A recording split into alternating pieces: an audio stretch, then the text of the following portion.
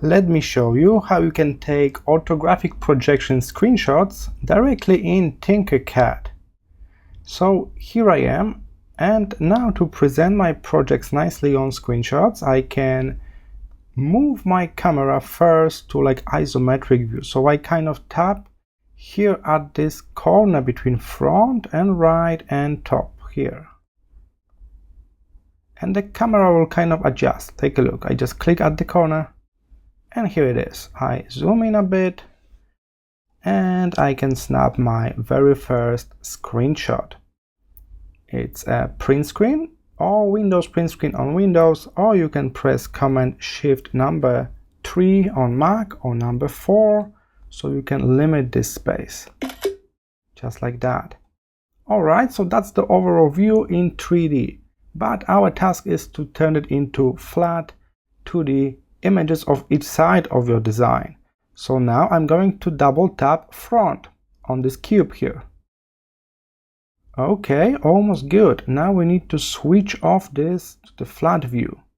So click on this icon. Way better. Alright, now we can snap another screenshot. This is the front view of my design.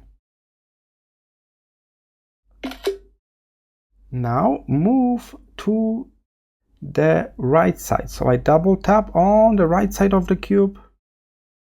Here it is, the right side.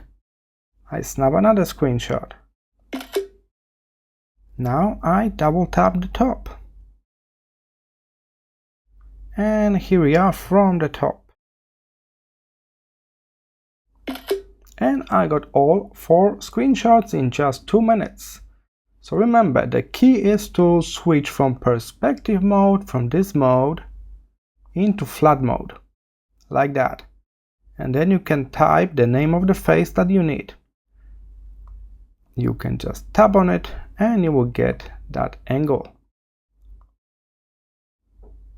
Alright, keep in mind you can also switch off the floor if you need, so you can click settings.